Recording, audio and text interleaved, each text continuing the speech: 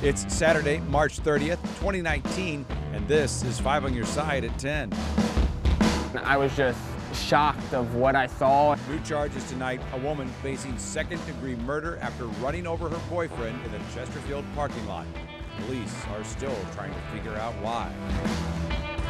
Want to pay more for your groceries and Target runs? The city of Brentwood is desperate for more money to shore up some flood problems. 3.5 inches of rain in the watershed area, we flood. Why that money could come out of your wallet. And what in the world is going on here?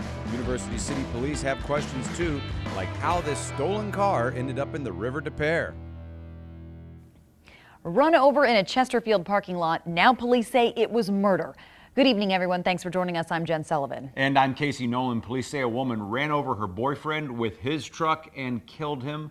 Now they're trying to figure out what happened just before that.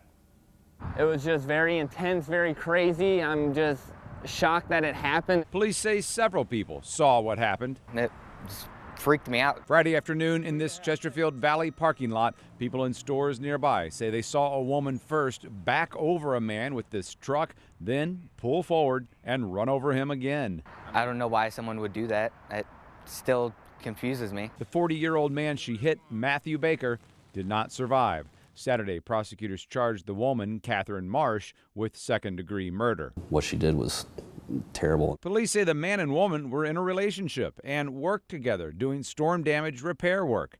Most recently, they lived in the Villa Ridge area in Jefferson County. Why they were in this Chesterfield parking lot, they're not sure.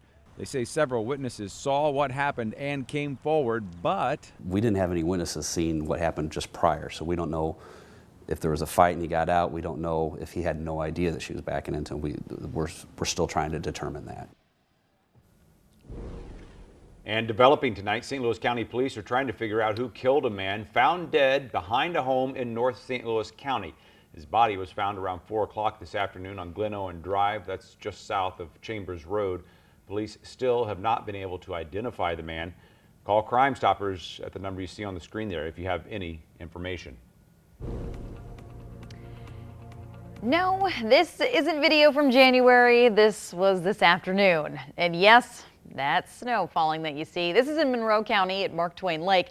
Thankfully, that snow isn't going to be a problem for us in the metro area. Thank goodness for that. Instead, though, we've got another problem that's slowly creeping up, and that's flooding. River levels are up thanks to the part of the rain that we've gotten and the snow that's melting up north. The biggest problems that we've seen are along the Mississippi north of St. Louis. Clarksville and Winfield are now in major flood forecast for now. Scott Connell is tracking all of the river levels for us. Scott, and it has just been raining all day, and that's not helping the situation either. No, and the rain has let up and is pushed out, but we had a good dose of rain here over the last couple of 3 days. In fact, widespread amounts of 1 to 3 inches with locally higher amounts in some spots, especially just north and west of St. Louis. And it's not just us. Take a look as we broaden out the perspective for you. You can see upriver right along the Missouri-Iowa border back into southeast Nebraska. Heavier rain there, also in that 3, 4, and occasionally 5-inch range. All that water has to come down either the Missouri or the Mississippi. And at this point, these are the forecasts we have for the Mississippi River. The crest will happen in Louisiana tomorrow. That's a moderate crest. But on Monday, Clarksville, and on Tuesday, Winfield will be in major flood level. And then back to moderate down to Grafton. It's basically moderate flooding south of there.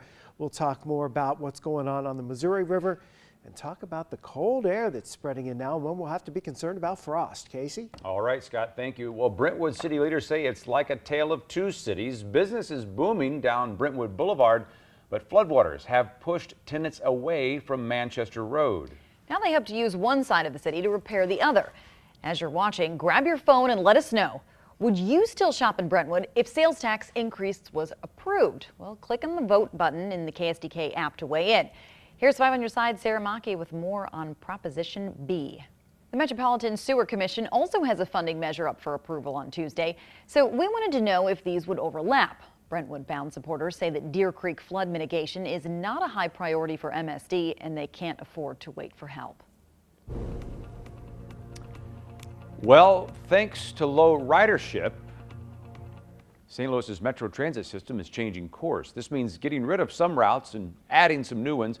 As our Jasmine Payute explains, not everyone is on board.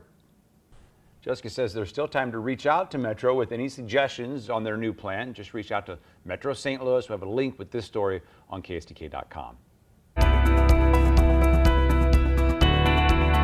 It's the second time in less than a week that an Illinois state trooper is killed. That tops the nightcap. 36-year-old trooper Gerald Ellis was driving on the interstate when he was hit by a driver going the wrong way. The driver hit Ellis head-on. He was taken to the hospital where he died. Ellis had been a state trooper for 11 years. St. Louis police are asking for your help in tracking down two people wanted for murder. They're accused of killing James Sapone. He was shot and killed 2 weeks ago near Cherokee Street in Iowa. There's a lot of us that really feel like this is somebody really good that was taken away from us. Here are pictures of the car that police are looking for. It's a silver 2008 to 2013 Ford Edge that may have an Illinois temporary tag with the rear passenger window covered with a trash bag. If you see that car, you can call Crime Stoppers at 866-371-TIPS.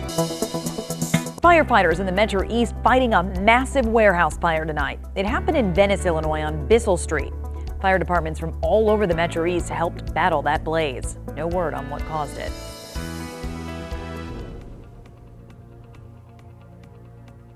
I present you with this certificate of our appreciation.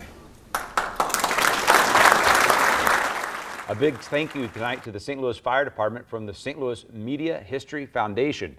It's all because of firefighters' work to save manuscripts and artifacts from the Karpelas Manuscript Museum. You can see firefighters carrying out anything they could grab last Tuesday night in the fire. The St. Louis Media Archives are among the things they saved from the fire, and the chief says, well, it's just all part of the job. From what I've been told, we saved most of it. You know, some of us got a little bit of water damage, but for the most part, we got it all out. And this is during a pretty horrendous fire, so it's fantastic that the organization has taken this opportunity to recognize the men and women of the St. Louis Fire Department. Our own Art Holiday emceed tonight's awards that inducted several new members into the St. Louis Media Hall of Fame. If you drive around certain parts of the Metro East, you'll notice that there's not a lot of business, not many grocery stores or even full-service banks. Well, the Urban League Metropolitan St. Louis and PNC Bank want to change that. The bank is giving the Urban League one of their branches in College Hills to turn into a financial empowerment center. People will be able to help with loans, how to manage money, and other resources. The nonprofit hopes that this will rejuvenate College Hill and the entire surrounding community. Moving this out of the community would have been devastating. So having the credit union there to continue that work as a full-service financial institution gives us the ability to provide those people in need with the opportunity to continue the services that were there already. This new program will be housed at the branch on North Grand. And tonight is the annual Urban League dinner, and our very own Rennie Knott is the MC. Aiming to kill? We're verifying what's really costing your kids their lives. A car stuck in the River Des Peres. The crazy video of crews removing the car.